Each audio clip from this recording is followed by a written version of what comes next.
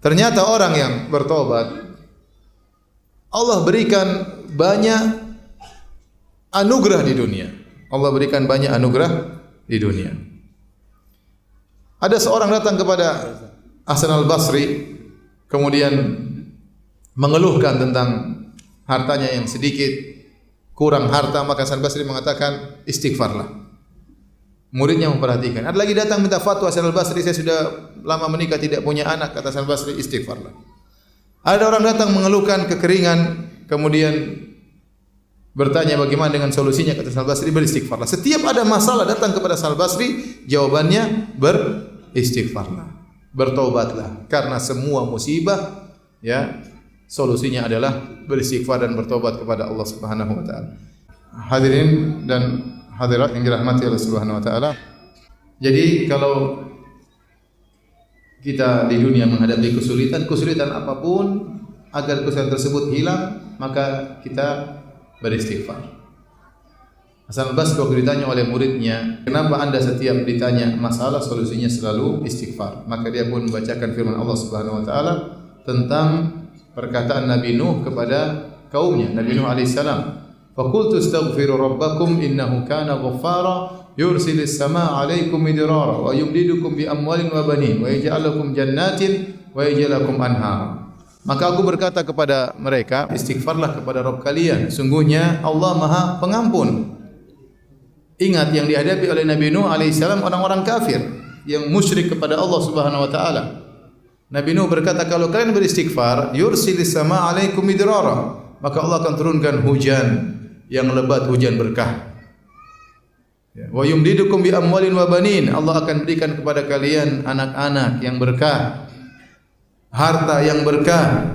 Wa yaj'alakum jannatin wa yaj'alakum anhara, Allah akan tumbuhkan tumbuhan bagi kalian, bahkan Allah alirkan sungai-sungai bagi kalian.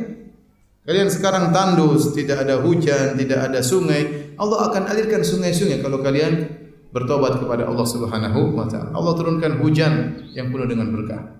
Namun tatkala mereka tidak bertobat kepada Allah, Allah turunkan hujan, tapi hujan azab. Hujan apa? Azab, bukan hujan berkah. Nah, lihat, kalau orang kafir saja bertobat kepada Allah, diberi rezeki, diberi anak-anak yang berkah, diberi hujan yang berkah, diberi tumbuhan yang berkah, dialirkan sungai-sungai, bagaimana dengan orang Islam yang bertobat kepada Allah Subhanahu wa taala? Maka ini dalil bahwasanya istighfar dan taubat adalah solusi segala permasalahan di dunia ini, segala permasalahan. Jika antum misalnya dagang enggak laku-laku, antum istighfar. Astagfirullah. Dosa apa ini kok enggak laku-laku daganganku? Antum pulang diomelin sama istri, astagfirullah. Astagfirullah. Kenapa mas astagfirullah? Ini karena dosa-dosa yang saya lakukan. Jadi saya tengok cewek, makanya kamu sekarang ngomelin saya misalnya. Kita enggak tahu ya. Sampai sebagian salah mengatakan, aku mendapati dampak dari maksiat yang aku lakukan pada pembantuku, pada dabahku, pada kendaraanku. Bisa jadi ya, problem timbul gara-gara maksiat yang kita lakukan. Berkaitan dengan diri kita, problem tersebut berkaitan dengan keluarga kita, semua gara-gara maksiat yang kita lakukan. Makanya ya, kalau ada problem, istighfar. Apapun. Antum merasa gelisah, istighfar, astagfirullah. Ada kesedihan yang berkelanjutan tidak berhenti-berhenti, astagfirullah, astagfirullah, astagfirullah. Ada kekhawatiran yang tidak berhenti-berhenti, astagfirullah, astagfirullah. Itu pasti karena dosa-dosa yang kita lakukan. Ustaz, apakah semua ujian pasti karena dosa? Bisa jadi ujian tersebut karena dosa, bisa jadi untuk meningkatkan derajat. Bisa jadi, ada dua kemungkinan. Tapi kalau kita menempatkan diri kita pada kemungkinan kedua, oh saya diuji karena untuk angkat derajat, maka terlalu jauh. Ente siapa ente? Tapi kalau ente nabi mungkin lah ya. Tapi kalau ente kayak model kayak gini, sudah tinggal di Klaten di Indonesia, tiap hari nonton Facebook, tiap hari nonton YouTube, oh saya diangkat derajat oleh Allah, terlalu jauh kayaknya. Ya kita suudzon kepada diri kita. Kita bilang mungkin ya, saya dosa-dosa. Kalau ternyata ujian tersebut mengangkat derajat, alhamdulillah. Tapi kita pastikan kita ini ada dosa. Ya, kalau ada ujian yang kita hadapi, musibah kita hadapi, kita sabar, mengurangi dosa-dosa dan mengangkat derajat, plus dua-duanya. Mengurangi dosa dan mengangkat derajat. Tapi di antara solusi yang bisa kita lakukan, kita banyak apa? Istighfar. Astagfirullah, tubu ilaih, astagfirullah, tubu ilaih, astagfirullah, tubu ilaih. Seperti itu.